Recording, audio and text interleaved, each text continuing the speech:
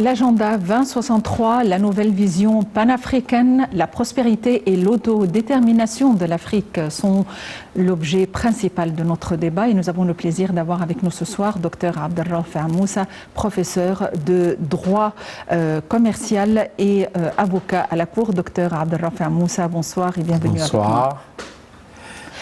L'agenda 2063 a des piliers pour lesquels nous travaillons à partir de l'année 2013. Tout au long, nous avons 50 ans pour réaliser cette vision. Quels sont les principaux piliers de cette stratégie 2063? Bon, les piliers concernant, c'est-à-dire les périodes que vous avez signalées là, d'abord pour l'Égypte, et j'insiste, l'Égypte avec l'Afrique doit être vraiment un point très important sur tout le plan d'économie, de relations sociales, de relations, et quand on dit social, ça comporte beaucoup de choses, politique, développement scientifique, agriculture, manufacture, tous les problèmes concernant l'Afrique.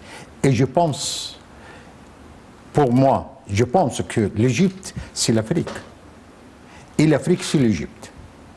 Et je ne vais pas nier qu'il y a deux États africains complètement différents dans leur vie.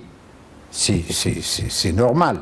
Mais l'Égypte, vraiment, pour l'Afrique, c'est très important que l'Égypte donne beaucoup d'importance à l'Afrique, plus que les autres pays, voisins. Je ne vais pas signaler tel ou tel pays, mais pour l'Afrique, premièrement, le pays de la mer Rouge, c'est l'Égypte, le Soudan, l'Érythrée et les Djibouti. Très bien. Oui, mais quels sont les éléments sur lesquels nous travaillons pour réaliser l'agenda 2063, pour arriver à l'autodétermination, à la prospérité et à une vision panafricaine? En quoi consiste cette vision panafricaine? La vision panafricaine consiste que c'est-à-dire le développement de pays africains doit passer par tous les pays ensemble. Par exemple, la question de la santé qui a été dirigée par l'Égypte, je ne vais pas mentionner un nom telle ou telle personne, mais l'Égypte a joué un rôle très important. Ça, c'est un élément, il faut le développer, il faut continuer dans la même direction. Et le plus important que les sociétés égyptiennes, c'est-à-dire elles ne doivent pas se contenter de travailler seulement avec le projet qui se trouve actuellement en Égypte. Il y a plusieurs projets en Afrique. Et la preuve que la Chine populaire maintenant arrive de faire une place très importante en Afrique. Et pour l'Égypte, il n'y a pas de... Il n'y a pas de travail important que la Chine populaire. Et surtout, les pays d'Afrique du Nord ont besoin de l'aide. Et l'aide mutuelle avec l'Égypte. Bon, vous dites que le pilier de le développement, à mon avis, ça dépasse la question de relations diplomatiques. Non, il faut avoir une place sur le plan économique, agriculture, manufacture, sociale et tout ça. Vous êtes professeur de commerce international de manière où pour avoir un commerce panafricain, pour avoir un échange, il faut vraiment, si on peut le dire, une infrastructure légale. Il faut des termes légaux, des législations régissant ces échanges. Est-ce que ces législations ont été conçues? Oui, les législations concernant enfin les relations entre l'Égypte et les pays africains doivent passer par les sociétés africaines, soit sociétés de pays africains, soit les sociétés de l'Égypte. Mais il ne faut pas, c'est-à-dire charger le gouvernement qu'il travaille tout seul. Non, les sociétés doivent faire un effort. Les sociétés dans le domaine de construction, dans le domaine de routes, dans le domaine de construire de bâtiments et tout ça, c'est un domaine très important. Et l'Afrique a besoin de ce domaine. Enfin, il y aura pas mal de projets entre l'Égypte et le pays de l'Afrique. Et par exemple, actuellement, le Soudan. Le Soudan, c'est un pays qui a besoin de beaucoup de choses. Bon, la question économique, c'est très important. Les budgets ne se trouvent pas. Bon, les gouvernements soudanais cherchent des sources pour développer le pays. Après avoir terminé, c'est-à-dire le soir avec le régime totalitaire de Béchir, maintenant l'Égypte doit faire quelque chose avec le Soudan. Pensez-vous que la question de la devise unifiée et du passeport africain soit réalisable et soit nécessaire? Mettons le passeport de côté, mais la question de la devise, la monnaie, de la monnaie africaine, soit nécessaire pour vraiment avoir une vision panafricaine complète au-delà de 2063? Écoutez, bon, on a une expérience qui se trouve en Europe.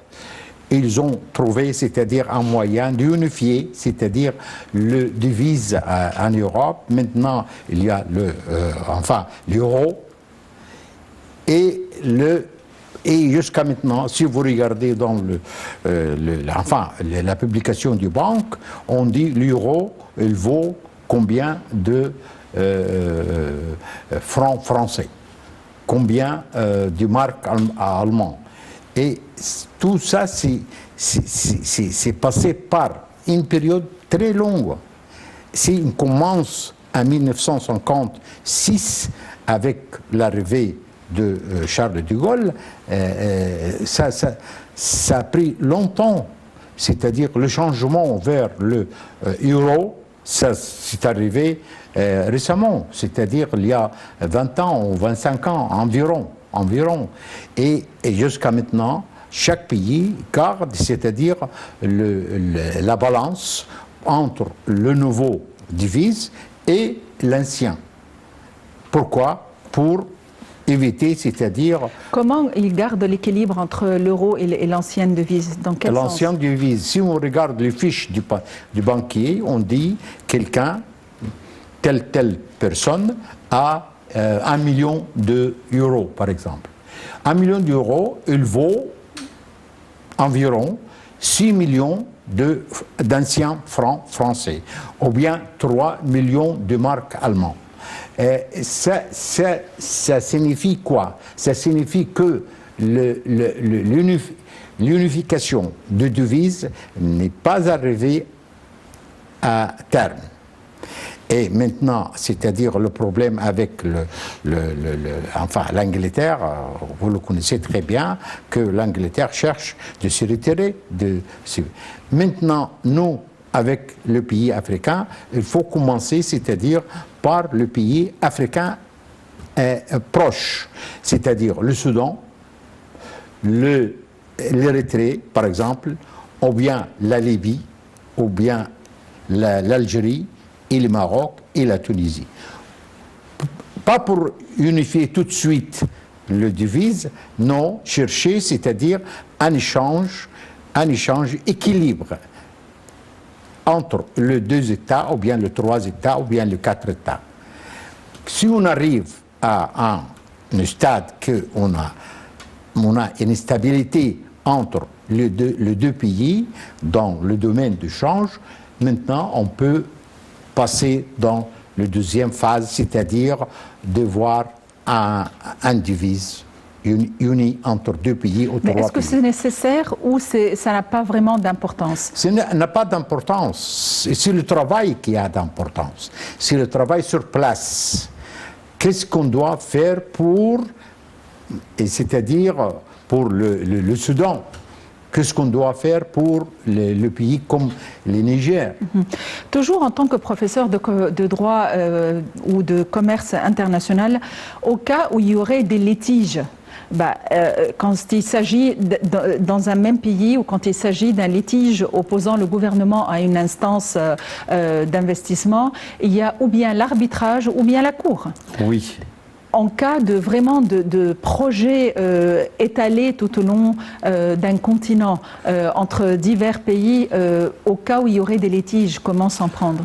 À mon avis, entre les États africains, ils doivent choisir, c'est-à-dire un système uni pour le pays africain, ou bien choisir, c'est-à-dire le cours, et le cours c'est très lent, mais les pays actuellement, les pays à l'heure actuelle, ils ont choisi l'arbitrage. Et l'arbitrage, c'est un moyen très très efficace pour résoudre le problème sur place par une sorte d'efficacité très vite et donne un résultat vraiment acceptable par les pays qui font partie dans ce domaine. Ça, c'est sur le plan juridique. Mais sur le terrain, il doit y avoir de sociétés égyptiennes qui va travailler, à mon avis, l'expérience de, comment ça s'appelle, les sociétés de Muqawlin al-Arab, c'est-à-dire les entrepreneurs arabes, ils ont travaillé très bien dans le pays africain. Ils ont travaillé. Et cette expérience, il ne faut pas l'anéantir. Il faut redévelopper cette expérience. C'est-à-dire, il ne faut pas se contenter simplement d'avoir des relations diplomatiques et tout. Ça ne suffit pas. Il ne faut pas chercher, c'est-à-dire unifier, comme vous avez dit, de devises. Non. Il faut travailler. Il faut travailler. Il faut ouvrir la porte pour les pays africains qui ont le moyen pour travailler, pour nous aider, et il faut trouver un moyen pour aider les autres. Et cette expérience, c'est-à-dire dans le domaine de santé, à mon avis, l'Égypte, je ne vais pas signaler un nom d'un président ou bien... Non, l'Égypte a fait un grand travail dans le domaine de santé pour éviter, c'est-à-dire une sorte de maladie qui se trouve en Afrique.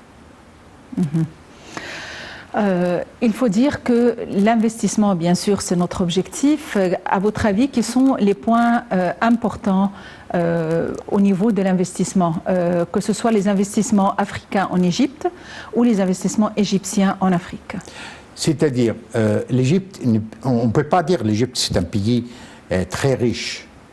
L'Égypte, il a une population qui travaille, qui a beaucoup d'expérience, qui peut fournir, c'est-à-dire une sorte d'activité très efficace à un pays de l'Afrique, mais sur le plan économique, au point de vue, c'est-à-dire de capitaux étrangers, à mon avis, l'Égypte peut recevoir du capital étranger, de capitaux étrangers. Et aussi, s'il y a des pays pauvres en Afrique, et l'Égypte a les moyens d'investir, c'est-à-dire un petit investissement en Afrique, pourquoi pas? Donc, un échange d'investissement selon la capacité du pays. La capacité de l'Égypte, elle peut donner de main-d'œuvre bien qualifiée en Afrique. Et pour le peuple égyptien, à mon avis, il a besoin beaucoup d'éducation pour, c'est-à-dire, participer dans des projets en Afrique. Un Égyptien qui travaille, il ne travaille pas comme il faut. On ne peut pas généraliser. On ne peut pas généraliser, mais en tout cas, les investissements égyptiens en Afrique ont atteint 10,2 milliards contre 10,2 milliards de dollars contre 2,8 d'investissements africains en Égypte. Donc ça veut dire qu'ils sont vraiment performants. Très bien. Justement, il y a toujours des risques quand on parle de projets. Oui. Et justement, le gouvernement égyptien a conçu la fondation de ce qu'ils appellent un fonds d'assurance pour les risques d'investissement. En tant que professeur de droit, comment est-ce que ce fonds est censé être opérationnel? Comment est-ce qu'il va fonctionner? Selon quel droit? Il faut créer, c'est-à-dire une société d'assurance africaine, comme Lloyd's en Angleterre, comme d'autres pays en France ou bien en Allemagne ou bien aux États-Unis. Il faut créer, c'est-à-dire une grande compagnie d'assurance pour éviter, c'est-à-dire le risque qui touche le capital en Afrique. Et ça, cette société-là, société d'assurance, il faut le créer avec le pays arabe, avec le pays africain. Et ce n'est pas seulement l'Égypte. L'Égypte ne peut pas faire face à ce stade. Non, il faut créer ça avec le pays africain. Le Premier ministre, Dr Moustapha Madbouli, a tenu une réunion avec la ministre de l'Investissement et de la Coopération internationale de manière à discuter des étapes finales concernant la tenue de la conférence annuelle Afrique 2019. Cette année, c'est Afrique 2019 et chaque année, la conférence se tient sous le chiffre de l'année, si vous voulez, ou le nombre de l'année. Et donc, cette conférence doit se tenir les 22 et 23 novembre prochains au siège de la nouvelle capitale administrative. Nous avons plus d'informations à vous donner dans ce compte rendu.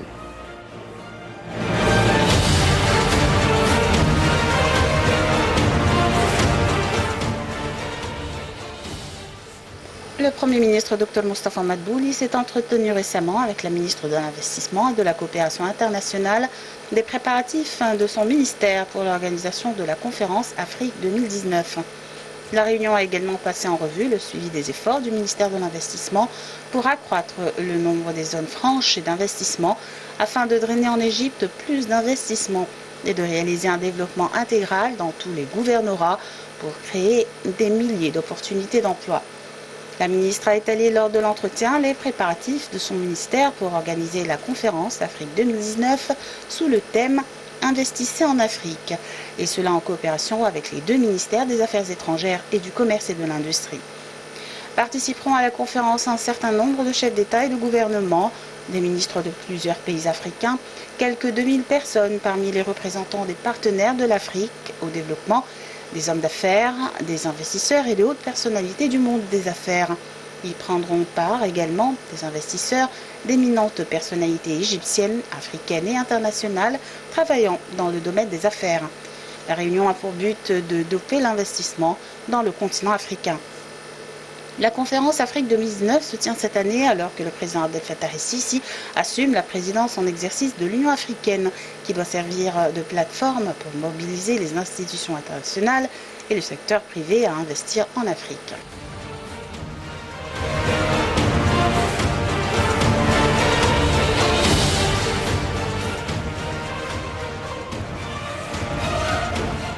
La jeunesse est au cœur des priorités de l'Égypte et de l'Afrique. Un programme de formation de leaders au sein du programme présidentiel pour les jeunes leaders a contenu ou a tendu la main même aux jeunes Africains, un programme dont les détails ont été étendus vers l'Afrique. Il n'a pas seulement sollicité la participation des jeunes Égyptiens, mais aussi des jeunes Africains.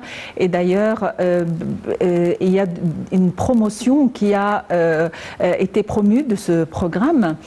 Et finalement, les jeunes sont la cible des leaders africains à l'heure actuelle, les jeunes qui ont été marginalisés peut-être au fil des années passées et des précédentes décennies, les jeunes qui n'étaient pas tellement écoutés, les jeunes qui n'avaient pas de plateforme pour s'exprimer. Ils ont à l'heure actuelle pas mal de plateformes pour s'exprimer, dont la conférence baptisée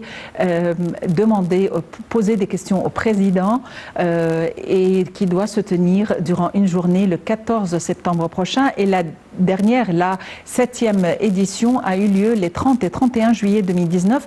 Donc sans vraiment laisser passer plusieurs semaines, il y en aura une autre le 14 septembre. Et donc les jeunes sont au cœur des priorités de l'Égypte, que ce soit les jeunes égyptiens ou les jeunes africains, y compris les Égyptiens en tant qu'Africains. La jeunesse africaine reçoit à l'heure actuelle une formation assidue à travers les plateformes et les conférences. À votre avis, dans quelle manière ou dans quelle mesure cette attention va aider à ce qu'il y ait plus d'investissement, plus d'entrepreneurs parmi les jeunes et plus d'hommes d'affaires et de femmes d'affaires aussi? Très bien. Moi, je vous dis, c'est-à-dire mon expérience moi-même, en tant que professeur de droit dans une faculté. Vous savez, le cours commence par exemple à 9h.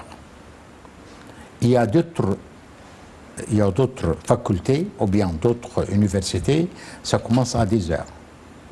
Dans toutes les universités du monde, à 8h du matin. Pourquoi on commence à 9h à 10h? Et le nombre des étudiants qui arrivent à l'heure, c'est très limité.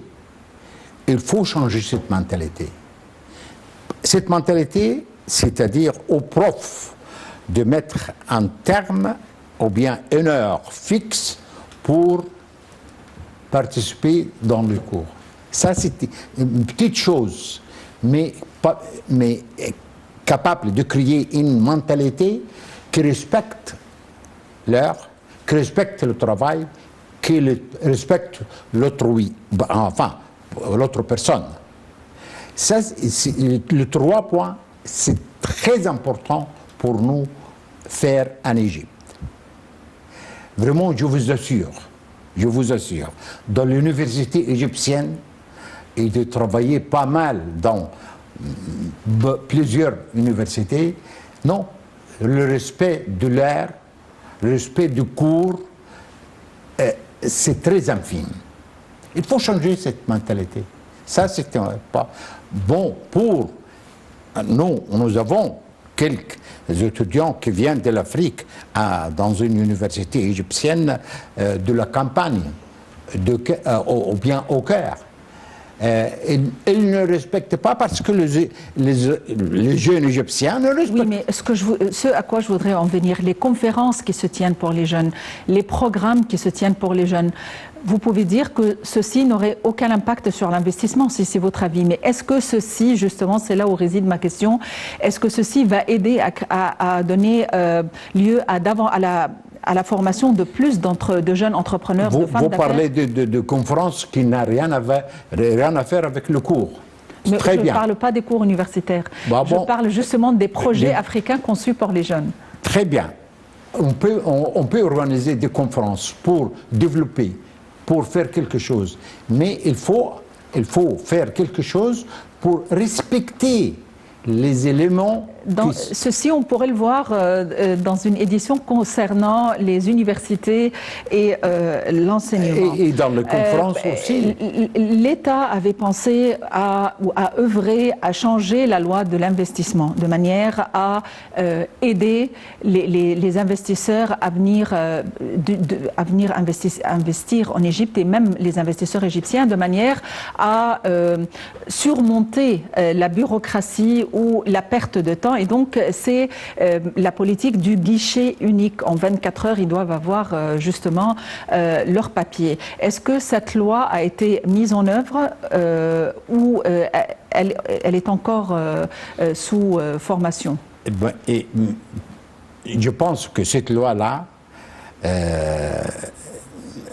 été mise à l'œuvre. Mais est-ce que nous, on respecte, c'est-à-dire l'application de cette loi? Ça nécessite beaucoup de travail, beaucoup de temps pour de développer, c'est-à-dire ce domaine. Et pour apprendre aux Africains, nos voisins, et nous-mêmes, nos enfants, pour respecter, c'est-à-dire le travail, pour respecter une conférence. Très bien.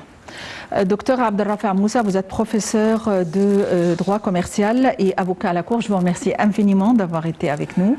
Merci. Aujourd'hui, nous avons consacré notre rencontre à l'agenda 2063, au développement panafricain, à la vision 2063 qui a été conçue en 2013 lors de la célébration du jubilé d'or de l'OUA Union africaine, et donc c'est une vision qui doit se réaliser tout au long de 50 ans. Nous espérons le mieux pour que l'Afrique devienne prospère et surtout autonome, dirigée par ses propres citoyens. Merci de nous avoir suivis. Très bonne fin de soirée à tous, bon week-end et à la prochaine.